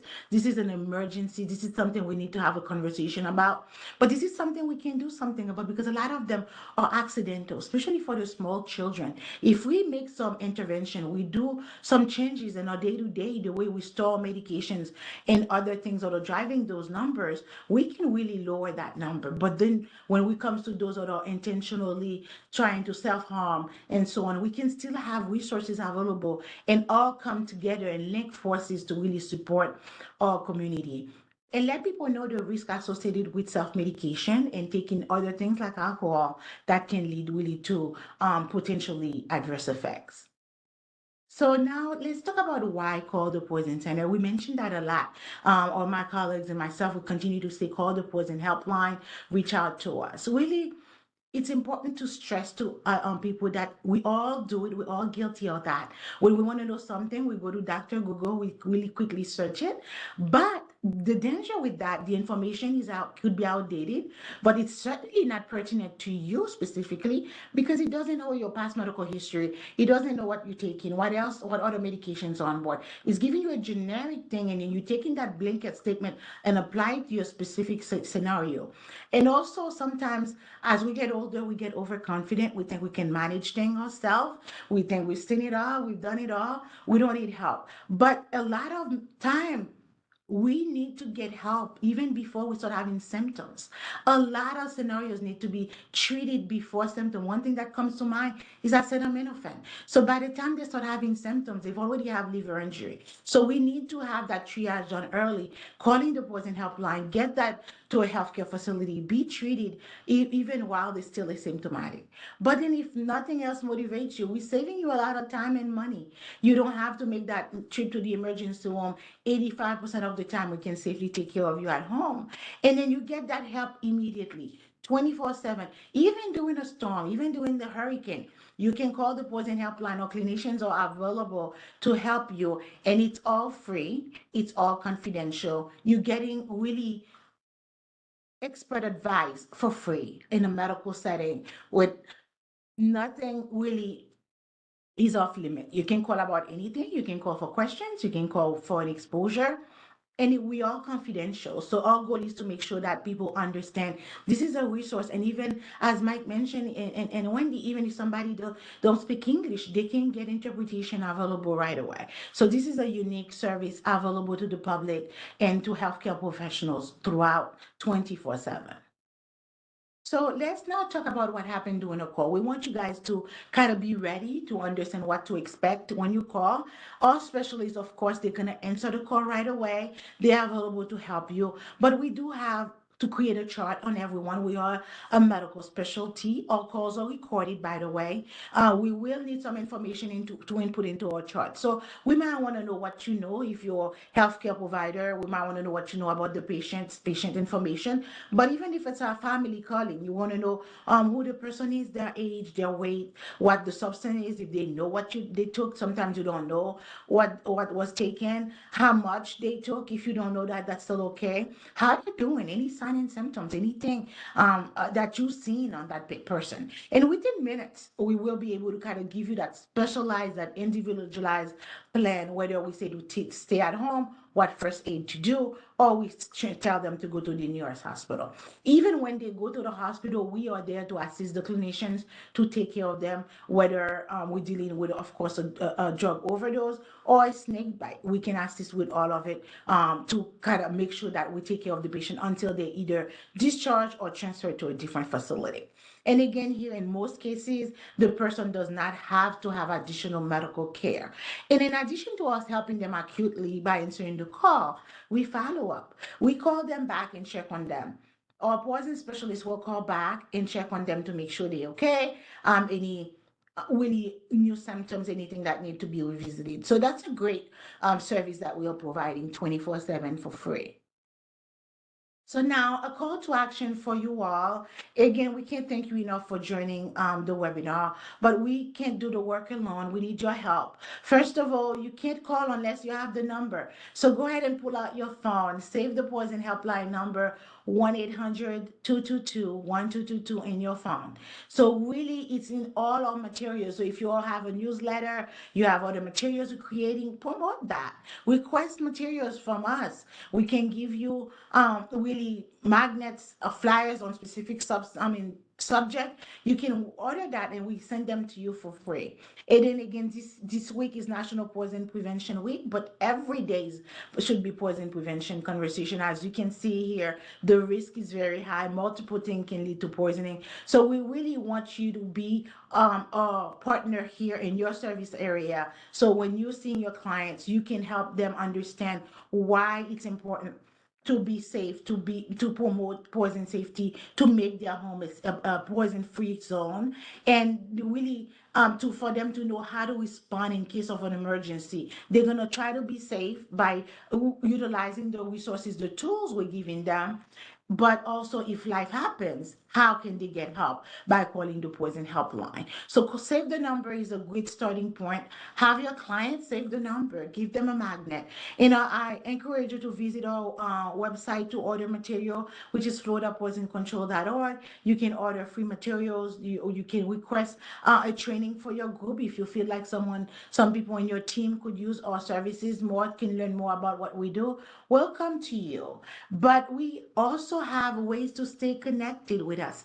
We are very active on social media. We are across the platform from Facebook to X to Thread, Instagram, YouTube, LinkedIn. Of course, we have our website. We put a lot of information out there. We want to reach people because this is a very prevalent issue. And we want people to be safe. We want them to know that this is a life-saving service. It's available to everyone. It is free. So I encourage you to stay connected connected with us, share our post. This is a great week to do that. We are posting a lot, so share our posts and tag us, and you really be that voice to help promote safety in your community. This is our contact information. We are throughout the state of Florida. We do break it by county. We each serve about 7.5 million across the state. We collaborate. We like we're doing today to work together. So if you ever need anything, we are here for you. The education team, we always out and about. So if you don't reach us by phone, send us a quick email because we might be in the next county over, which could be 3 hours away. So, but we are here for you. We're gonna be make sure that you get the materials. We do training. We are providing you data. Really know that we are your support in terms of the work that you do. But of course, the poison specialists are there to assist when somebody needs to have that quick consult, whether for questions or information, and as well as an emergency. Some selected references for you guys we can share here. You can see on this slide. The main takeaway is that to know that the Poison Helpline is a free resource available 24/7, and we are giving everyone access to clinicians 24/7. And our specialists, they are doctors, nurses, and pharmacists with extensive training in really to be able to answer those calls. And our toxicologists are available 24/7 as well.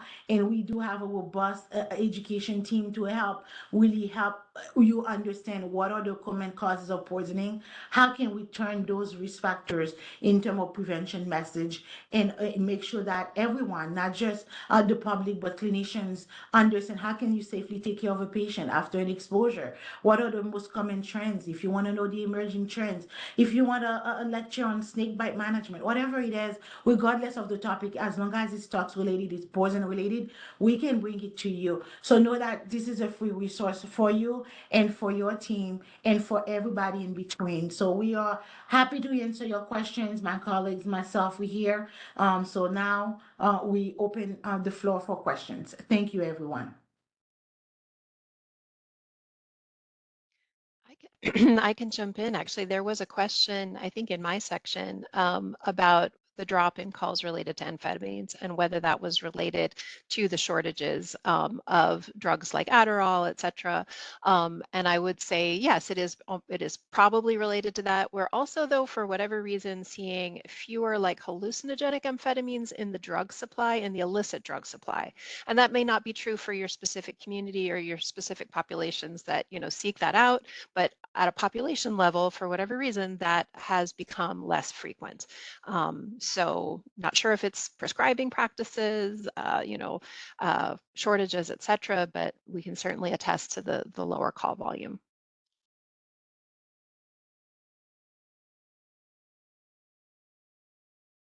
You see the question there about naloxone and a kratom overdose? Jemima, do you want to address that one?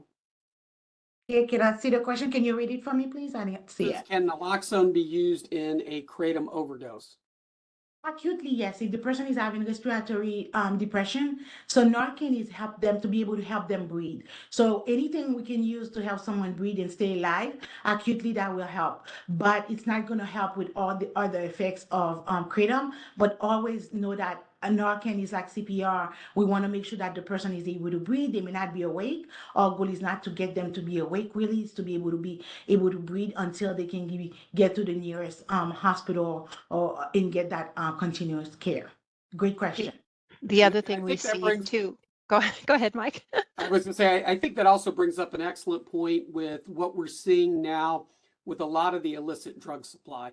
And Wendy alluded to this at some point talking about cocaine, but typically what we see is a base of coke or meth, a little bit heroin, but not a lot in this state. Ketamine is rising, but still very small.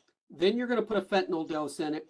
Then we're starting to see the animal tranquilizers, xylazine and medetomidine, both being added into it. And then typically a benzodiazepine on top of that, something like Xanax. So it's kind of a cocktail. We still want everybody to go on and use Narcan when you come across somebody that's not breathing. You're not going to harm them if they're not in an opioid overdose. So it's very important. You're also protected by state laws if you do administer it, so nobody can come after you. The Narcan is only going to reverse the opioid part of the overdose. When we see xylazine and medetomidine, that's not going to reverse that part. But we want you to go and reverse the first part of it. And then the second thing that needs to be talked about more and more is a sternum rub. Take your fingers like this and reach down hard into the middle, kind of the breastbone up high, and rub hard. We're trying to send signals to the brain to reactivate so that we can get people back breathing again. And so, one of the things, kind of like we're seeing amphetamines fall off, as we track the illicit market, it's very amazing how quickly it changes, and sometimes even different parts of the state that we can see things pop up in that we haven't seen in a while. We had 2 years ago a weird dose of flakka pop back up in Marianna, Florida. Small little area on I-10 coming through the panhandle. Weren't really seeing it in the rest of the state. It popped up for 2 or 3 days and then was gone again. But so we see drugs move around. I always say it, the people that are out producing the drug markets, they understand marketing. I mean, they're almost like they have Ph.D.s from Harvard or somewhere in marketing. They understand product creation. They understand distribution. They understand marketing. They understand the need for a constant refresh on that marketing to get their products out to people. Yeah, I would just add on the issue about Narcan and kratom is just that one of the most common, one of the things we've heard from people who like kratom and like it is when a death is mentioned, that it's that there were other substances on board, and that is often the case, right? So you're probably very familiar with the fact that most people are using multiple substances, right? That it's an underlying addiction, and they basically will use what people have access to. So as the market changes, one supplier goes away, another supplier pops up, that people are just navigating as best they can, and they are very frequently using a lot of substances. So even if that person has said, all they took was kratom or whatever, that may not necessarily be the case, or what they were taking was contaminated. So, again, no harm in using that Narcan. It is more available now. It's a great first step, but of course we always recommend have rescue on the way, because even when we use naloxone, remember, it is only buying you 30 to 90 minutes of protection for the breathing. And if it's fentanyl on board, that could be enough that it just comes back after that time. So yeah, we always sort of pair those together. Yeah, it's very important with Narcan and your training that you tell people they must call 911 after administering, because again, we can have that secondary overdose that can come on. And I think one thing we should point out, by state law, we all have to be based at level 1 trauma centers. So we see, and our physicians and our toxicologists, they round at the hospitals and see actual patients in our host institutions. And one of the things that we see quite regularly is people that are coming in, and the first doctor that sees them says, what did you take? And a lot of times they'll just say they took cocaine. And we can run some quick tests and say, no, you have an opioid in your system. They're like, no, I didn't take an opioid. So a lot of times the people that are using don't even understand what they are buying, or are told in what they are buying, what's been either adulterated into it, or quite honestly, may have been put there on purpose. Well, and that's a something very that good we, point. yeah, Sorry. Jemima, go ahead. Yeah, that's a very valid point, because a lot of time the user may not know what's in there, the batch that they got, because when there is polysubstance, the presentation might be different. It might trick you. At first, it might look like an opioid, and then they change to a different, what we call toxidrome, which is a toxic syndrome, a group of symptoms. They might start looking like it's an amphetamine. They might have different symptoms, but the main thing is with Narcan specifically, it's life-saving. It helps them breathe, but always remember that it only lasts so long. It's playing musical chairs, I like to say, with the mu receptor blocking the opioid, but the opioid that's long acting, your fentanyl, and so on, will be able to revert back and bind to the receptor, leading to that secondary or revert back to that respiratory depression and CNS depression that we're seeing. So that being said, someone can be revived with Narcan. If they leave them unattended, they don't call 911, unfortunately, they will pass. By the time someone finds them, they would have reverted revert back and being unable to breathe. So always make sure that they call 911, they get that help, stay with them. They can give them additional dose of Narcan until help arrives. So it's not a medication to cure an opioid overdose. It's a support. It's to help them breathe until they can get to the hospital. One other thing I wanted to mention that sort of links to what we were saying about people not knowing what they're getting, et cetera. A service that we've provided historically that is very valuable, really for everyone, is drug identification and pill identifications, right? And so this is very handy. I have used it for myself. I came back from a trip where I found an old pill minder that had medication in it. I'm trying to remember what that pink pill was and whatever. So I call the poison center. I say, okay, I've got this pill with its letters and numbers, shape and color. And they've been able to tell me like, hey, that is your thyroid medication. And, so I'm like, great. So that I can use it safely and feel good about what it is and not waste it and not make a mistake. That service, because of the rise of counterfeit pills now, is not as valuable as it was at one point. Now, for me, it was not a problem because I was confident that those were my medications that came from a pharmacy. So that, I had kind of a chain of custody going where I felt I knew what those were. But historically, we were able to do these pill IDs for any tablet, right? That somebody would call in and say, I've got, it's blue, it's round, it has an M30 on it. And we would be able to say that's an oxycodone. But with the rise of, prescription, counterfeit prescription pills now, if we don't have the provenance, if it's a pill in a baggie or a pill in a pocket or a pill in a backpack, we can tell the caller what it is dressed up as, what it is supposedly. But if they are not confident that it is a true pharmaceutical, we have to warn them that it is quite possible that it contains fentanyl. And so that would be the concern. But for your families that you're serving and your clients who are actually have questions about known pharmaceuticals, that these are their medications, we do pill IDs regularly and can provide guidance like this is what that is, this is what that typically is for, this is the schedule of that drug. So, for us, knowledge is power. That's what we're about. We want to make sure people have accurate information to the extent we can provide it. But again, in our current drug market, it's a little more complex than it was just 5 years ago. I don't see any more questions unless someone else has questions.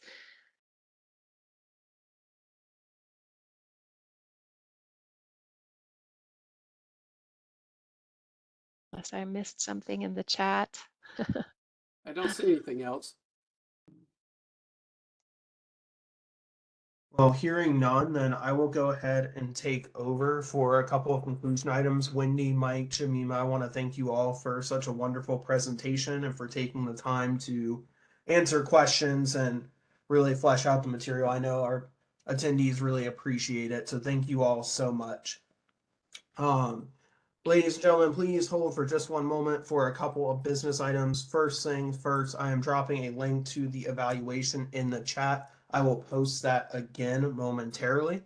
Additionally, when I end the webinar here in just a few moments, your web browser will populate a screen that looks like this. It says the host or presenter would like WebEx meetings to open a website on your computer. Click continue to automatically be redirected to the evaluation. This is not spam. This is WebEx trying to redirect you on its own. To complete the evaluation, you must sign into your FATA account. If you do not have an account, you can register for one at no cost. You may do so by clicking haven't registered yet underneath the sign in menu. Please use the same email address you used when you registered for today's webinar when you set up your profile in FATA system. This is the only way for us to connect your attendance during today's webinar to your FATA account. For CEs to be reported to CE Broker for Florida licensed healthcare practitioners, you must provide an accurate Florida Department of Health license prefix and number the first time you register. If you need to add or update your license number, you may do so by logging in and clicking Edit on the Professional Information section of your profile. You will get a third opportunity to complete the evaluation through a follow-up email later today. The evaluation will close at the end of the day on Tuesday, March 25th, 2025. For assistance with account login, account registration, or evaluation completion, fill out a contact us form on our website or email training@floridabha.org. We do not email statements of credit. Instead, after we verify your attendance and completion of the evaluation, a statement of credit will be posted to the professional development section of your profile in your FATA account within 30 business days. You must have attended the entire webinar and completed the evaluation for a statement of credit. We are not permitted to provide partial credit. As a reminder, the recording and materials used in today's presentation will be available on the FATA website within 30 business days. To access the recording in PowerPoint, visit www.fata.org, navigate to the Resource Center, and click on Training Library as shown on the screen. Thank you again for participating in today's webinar. We'd like to thank again Wendy, Mike, and Jemima for your time. We'd also like to recognize and thank the Florida Department of Children and Families for funding today's education. Have a great day, everyone, and please hold for the evaluation.